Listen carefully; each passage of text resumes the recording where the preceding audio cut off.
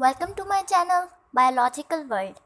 In this video, we will discuss endoplasmic reticulum and ribosomes. So let's start. In this video, आज की हम अपनी इस video में साइटोप्लाज्म के ऑर्गेनल्स को डिस्कस करेंगे. नंबर 1 है एंडोप्लाज्मिक रेटिकुलम.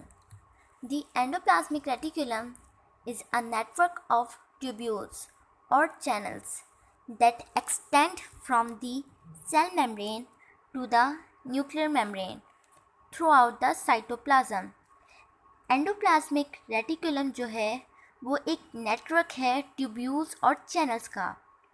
ट्यूब्यूल्स क्या होती है? नालियाँ होती हैं.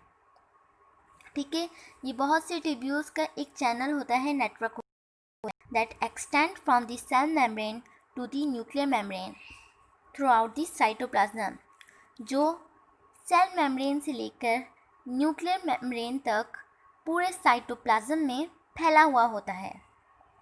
The endoplasmic reticulum consists of two types. Endoplasmic reticulum की दो टाइप्स होती हैं. Number 1 rough endoplasmic reticulum, number 2 smooth endoplasmic reticulum. अब हम एंडोप्लाज्मिक रेटिकुलम को एक फिगर से डिस्कस कर लेते हैं. तो ये हमारे पास एंडोप्लाज्मिक रेटिकुलम है. एंडोप्लाज्मिक रेटिकुलम न्यूक्लियस के करीब पाया जाता है. जब न्यूक्लियस का न्यूक्लियर एनवेलप ख़त्म होता है तो उसके साथ ही एंडोप्लाज्मिक रेटिकुलम की ट्यूब्यूल्स शुरू हो. एंडोप्लाज्मिक रेटिकुलम दो टाइप्स का होता है. नंबर 1 है रफ एंडोप्लाज्मिक रेटिकुलम और नंबर 2 है रेटिकुलम. अब हम इनकी टाइप्स को डिस्कस कर लेते हैं. सबसे पहले हम रफ एंडोप्लाज्मिक रेटिकुलम को डिस्कस कर लेते हैं. It is also called granular endoplasmic reticulum. Rough endoplasmic को ग्रैन्युलर एंडोप्लाज्मिक रेटिकुलम भी कहा जाता है because tiny particles are attach on the rough endoplasmic reticulum.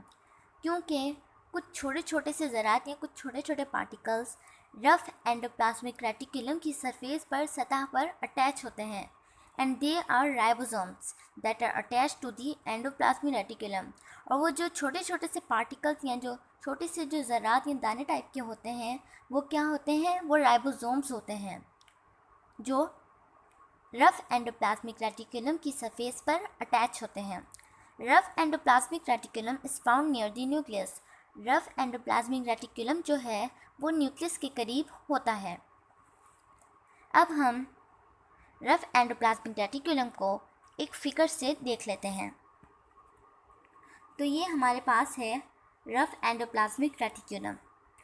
तो आप जैसे कि देख रहे हैं यहाँ पे बहुत सी ट्यूब्यूल्स बनी हुई हैं रफ एंडोप्लाज्मिक रेटिकुलम की, और इसके ऊपर से छोटे छोटे से पार्टिकल्स लगे हुए हैं, अटैच हैं, जिसको राइबोसोम्स कहते हैं.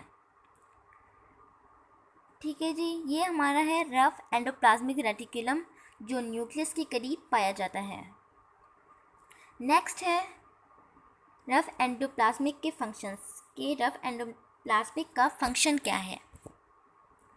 Function of rough endoplasmic reticulum. Rough endoplasmic reticulum plays an important role in synthesis of protein. Rough endoplasmic reticulum जो है वो प्रोटीन की सिंथेसिस में बहुत इंपॉर्टेंट रोल प्ले करता है. यानी कि रफ एंडोप्लाज्मिक रेटिकुलम में प्रोटीन की सिंथेसिस होती है, प्रोटीन बनता है. It also transports materials from one part of cell to other. Rough endoplasmic का एक ये फंक्शन भी है कि ये मटेरियल्स को ट्रांसपोर्ट करता है न्यूक्लियस से सेल की एक पार्ट से दूसरे पार्ट तक. जैसे कि मैंने बताया था कि रफ एंडोप्लाज्मिक रेटिकुलम साइटोप्लाज्म में फैला हुआ होता है, तो उसका कुछ पार्ट कहीं जाते हैं, कुछ कहीं. तो इस तरह ये जो है ट्रांसपोर्ट का काम करता है, एक मटेरियल को सेल के दूसरे पार्ट तक लेकर जाता है. नंबर 2 टाइप है smooth endoplasmic reticulum. It is also called non-granular endoplasmic reticulum because ribosomes are not attached on it. Smooth endoplasmic reticulum non granular endoplasmic reticulum भी कहलाया जाता है क्योंकि इसके ऊपर राइबोसोम्स अटैच नहीं होते। Smooth endoplasmic reticulum is found near the rough endoplasmic reticulum. Smooth endoplasmic reticulum जो है वो रफ एंडोप्लाज्मिक रेटिकुलम के करीब पाया जाता है, यानी कि उसके साथ ही होता है। अब हम स्मूथ एंडोप्लाज्मिक रेटिकुलम के फंक्शंस को डिस्कस कर लेते हैं।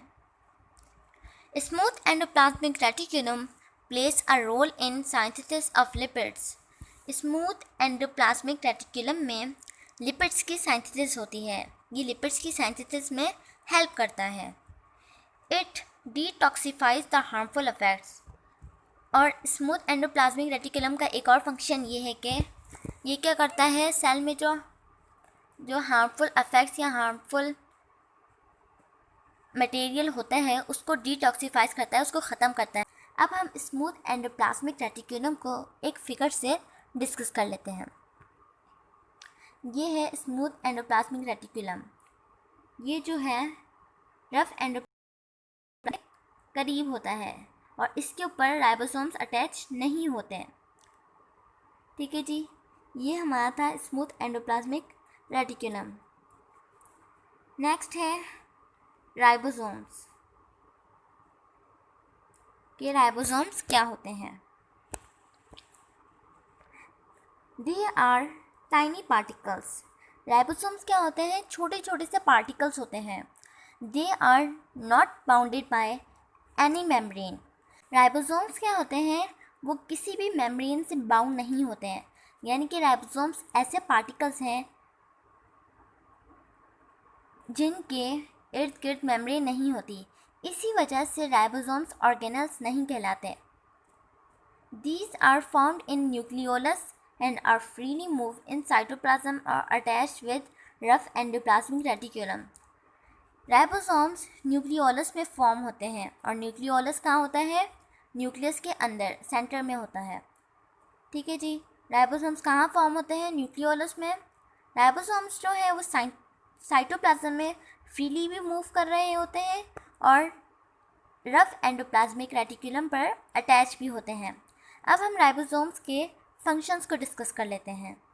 Ribosomes is involved in protein synthesis. जैसे कि हमने वीडियो में के स्टार्ट में डिस्कस किया था कि राइबोसोम्स जो हैं वो प्रोटीन की सिंथेसिस में हेल्प करते हैं, यानी कि जो रफ एंडोप्लाज्मिक रेटिकुलम पर जो प्रोटीन की सिंथेसिस होती है वो असल में राइबोसोम्स के ऊपर होती है। They are also called protein factories of the cell. Ribosomes को प्रोटीन फैक्ट्रीज भी कहा जाता है सेल का। राइबोसोम्स को एक फिगर से डिस्कस कर लेते हैं।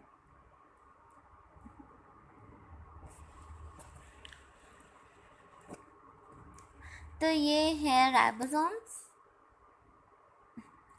तो ये जो छोटे छोटे से आप लोगों को पार्टिकल्स नज़र आ रहे हैं ये हमारे पास हैं राइबोसोम्स। ये जो है रफ एंडोप्लाज्मिक रेटिकुलम पर अटैच होते हैं। यहाँ पे लिखा हुआ है ribosomes are the cell's protein factories. Ribosomes क्या होती हैं, प्रोटीन फैक्ट्रीज होती हैं सेल्स की, और ये एसोसिएट करती हैं या होती हैं रफ एंडोप्लाज्मिक रेटिकुलम से। कुछ राइबोसोम्स जो हैं वो फ्रीली मूव करते हैं साइटोप्लाज्म में, जबकि कुछ राइबोसोम्स अटैच होते हैं एंडोप्लाज्मिक रेटिकुलम पर। तो ये थे हमारे राइबोसोम्स। अब हम एंडोप्लाज्मिक रेटिकुलम और राइबोसोम्स का रिव्यू कर लेते हैं।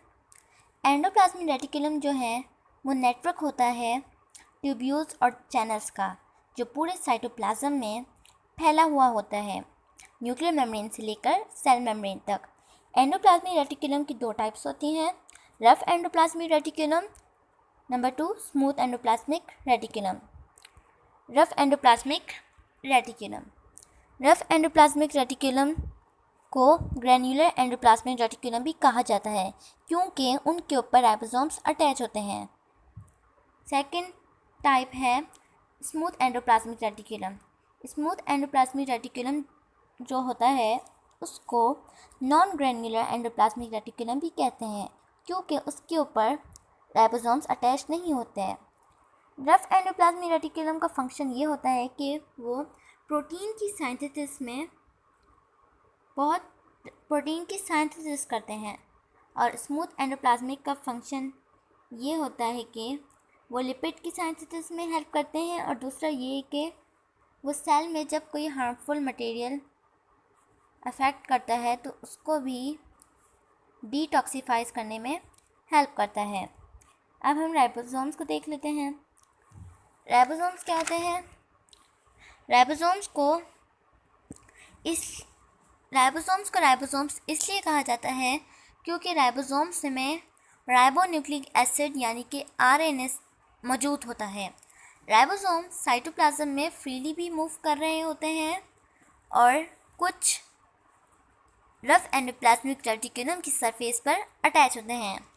राइबोसोम्स का फंक्शन ये होता है कि एंडोप्लाज्मिक रेटिकुलम में जो राइबोसोम्स अटैच होते हैं उनमें प्रोटीन की सिंथेसिस होती है, इसलिए ये प्रोटीन की फैक्ट्रीज भी कहलाई जाती हैं। ये था राइबोसोम्स का फंक्शन। तो आज हमने डिस्कस किया राइबोसोम्स और एंडोप्लाज्मिक रेटिकुलम को।